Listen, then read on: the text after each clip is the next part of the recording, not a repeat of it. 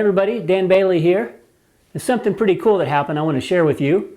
I'm pleased to report that yesterday, sometime between 4 and 5 p.m. Alaska time, my YouTube channel hit 10,000 subscribers. I was hoping to catch that exact moment. I took a screenshot at 9999, and then when I refreshed the page a few minutes later, I had 2 more subscribers. So it blew right past the 10,000 mark and hit 10,001. This is a very significant event in my photography life, and of course I have you guys to thank for it, for the tremendous amount of support that you've shown me during the past few years. And for that, I'm eternally grateful. I've actually had the channel for quite a long time. I started it in 2007, but I didn't really do much with it for the first few years. I did my first video tutorial in 2011 when I clamped my camera to my fat bike with a Manfrotto super clamp and a magic arm. And so the short 3-minute tutorial aspect of the video showed how I was able to use this setup to create a pretty cool looking image. I did a few more tutorials like this in the next couple years, but then I kind of dropped things off and I didn't do much for quite a while after that. I picked up again in 2017 and did a few more short tutorials, but I didn't really stick with it. One of those was a review of the Actus Mini, which is a view camera attachment made by Cambo, and at the time they'd just come out with a Fuji mount version, so you could use your X-series camera body with this view camera attachment and their lenses, which essentially allowed you to turn your Fujifilm X-series camera into a tilt-shift view camera. The audio for that video was me narrating after the fact and also adding a bed of original music underneath. But some of the people who watched the video thought the music was too loud. But hey, I was new at this, so you know, whatever.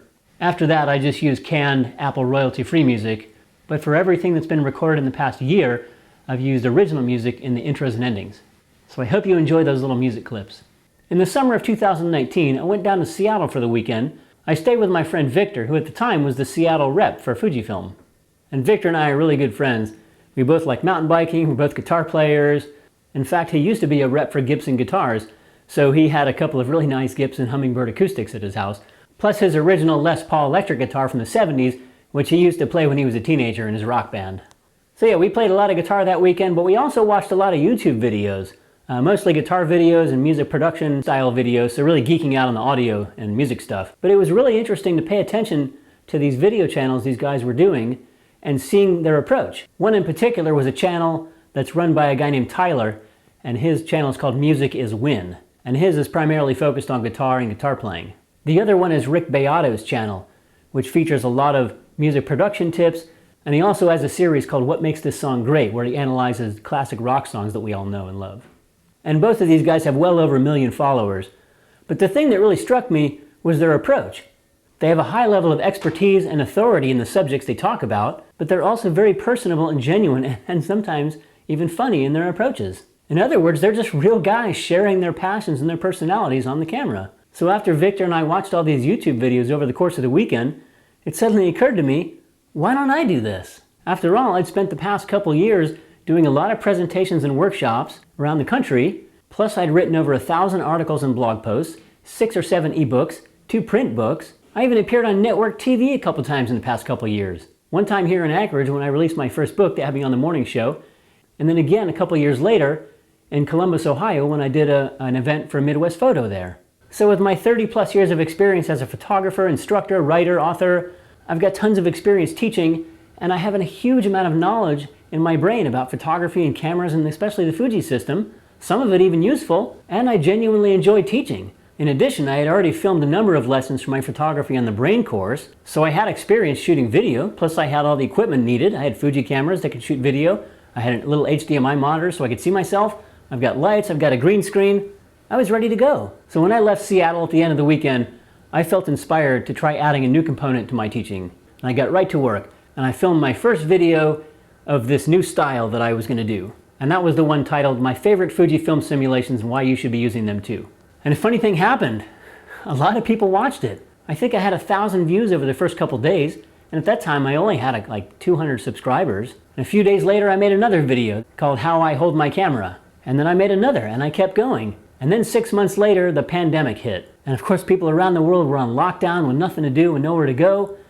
And so a lot of people turned to watching YouTube videos, and so my traffic started to rise, and I saw my subscribership growing, and a lot of you guys started tuning in and finding me. During the pandemic, I also made my first music video ever for my original song Dr. Fauci Say, which I wrote and recorded as kind of a creative therapy for myself right when the whole thing was unfolding in early spring.